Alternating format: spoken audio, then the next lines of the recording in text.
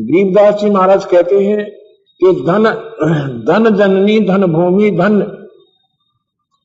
धन्य जननी धन भूमि धन नगरी धन देश धन करनी धन कुल धन जहां साधु प्रवेश।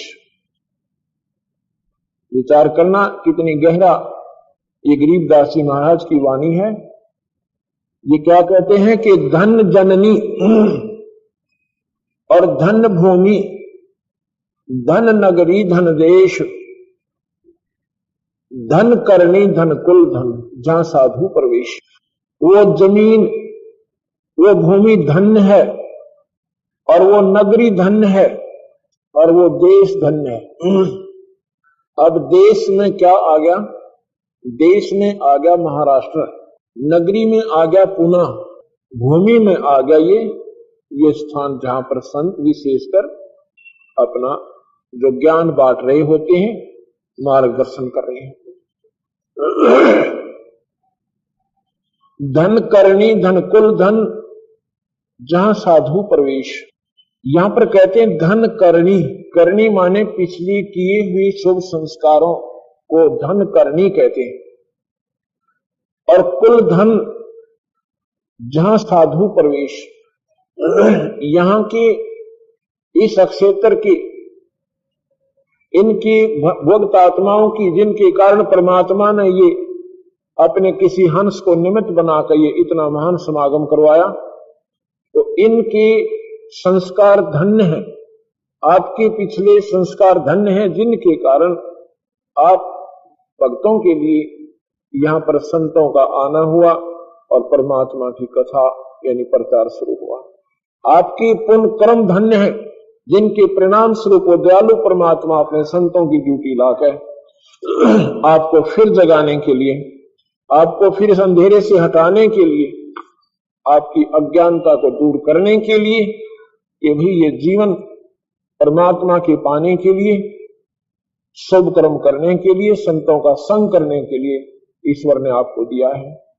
यदि हम संतों का समागम नहीं सुनते तो सत्संग सुने बिना हमें अपने मूल काम का ज्ञान नहीं होता। हमें ये मालूम नहीं होता कि हम किस लिए मनुष्य शरीर धार कर आए थे।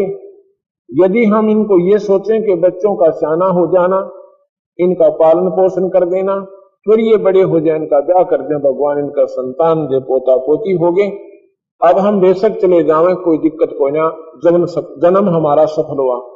ये तो आपने बर्बाद कर दिया, ये तो आपने खो दिया, ये सफल नहीं हुआ। जो आज आपको प्राप्त है और जो आगे होना है, ये ईश्वर ने आपको पहले ही निर्धारित करके वहां से आपकी हिस्ट्री शीट बनाई थी। आपका पूरा प्रारंभ लिखकर ये चैप्टर क्लोज कर दिया था लास्ट में कि ऐसे ऐसे आपके साथ होंगे और फला दिन यहां तो वापस आ जाएगा।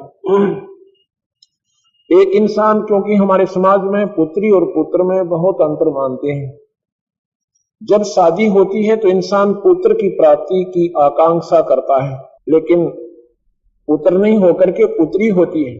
दूसरे नंबर पे फिर पूरी आस्था होती है भगवान अब की कृपा पुत्र की करें, लेकिन फिर भी पुत्री होती है, और तीसरी भी पुत्री हो जाती है, पुत्र नहीं होता। इससे सिद्ध होता है कि आपका चाहा कुछ नहीं होगा और ना ही हो सकता, वही होगा जो ईश्वर चाहेगा। ईश्वर वो चाहेगा तो आपने पीछे कर रखा है, आपकी जैसी करनी है उसके प्रारब्ध आपके कर्मानुसार वो मालिक आपको देगा।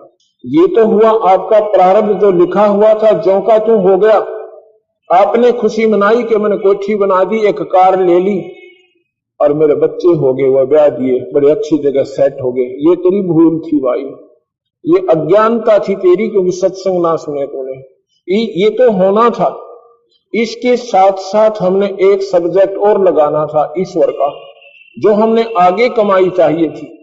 जैसे जमींदार पिछले सीजन में अपनी फसल बीजता है, उसकी निकालकर तुरंत अपने घर में लाते ही आने वाली फसल की तैयारी कर देता है, सिरदर्द की बाजी लगा देता है। ऐसे ही ये हमने अपनी पिछली जो फसल तैयार करके अपने ठेकों में डाल रखी थी, और उनमें से अब हम निकाल कर खा रहे हैं।